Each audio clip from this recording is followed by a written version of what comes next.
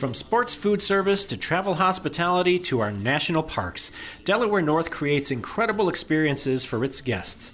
Delaware North has helped revolutionize food service at the country's sports arenas, making the food as much of a destination as the game itself. It elevates airport eats, including the latest additions to LAX, and rightfully prioritizes sustainability at our national parks. Delaware North's standards for hospitality and culinary excellence resonate across all the industries it serves. We're the brand behind the brand. We're involved at the airport. We're not the airlines. We're involved at the ballpark. We're not the baseball team.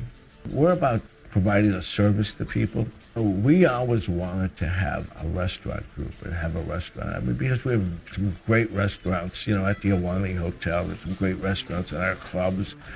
Nick Valenti, who was one of the owners of Patina, gave me a call.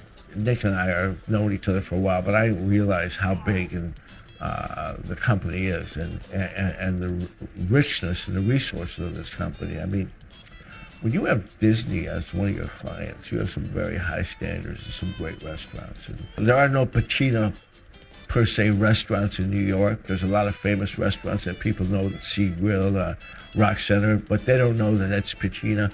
We're going to be 100 years old, and there are a lot of people that haven't heard about us. And, it's not about us. It's about our customer.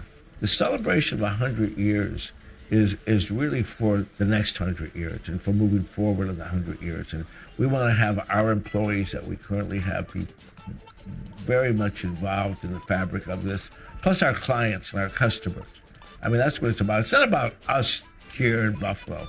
It's about what's out there, because that's what's really made it happen for us is the people out there. That's where the rubber meets the road. Well, over my shoulder here, you can see this great building that's being constructed, and it's going to be a kind of a one-of-a-kind office for us, the future of us. And all the different parts of Delaware North are going to be well represented in there. Our business is our family. Our family is our business. I mean, my mother just retired at 83 years old of working at Miller Park in Milwaukee, and it was a big part of her life.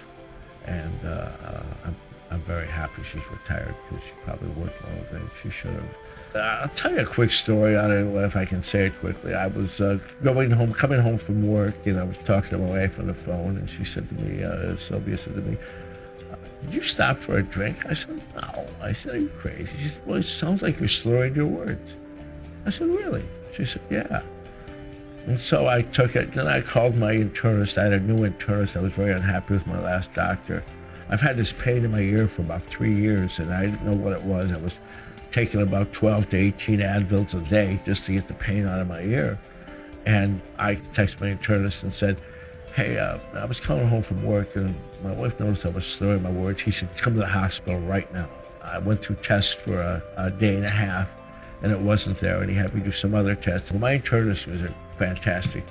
He said, "That's not good enough." He had me see another one who looked at me, had me do an MRI, and 2 days later, I was diagnosed with back of the tongue cancer. I'm in remission. You're never cancer-free. And I came back full-time in January, and after a month back, and they thought that I probably thought I was ready for it, they asked me if I'd be the chief operating officer, and I'd gladly take that. People say it's glad to see you. I say it's glad to be seen.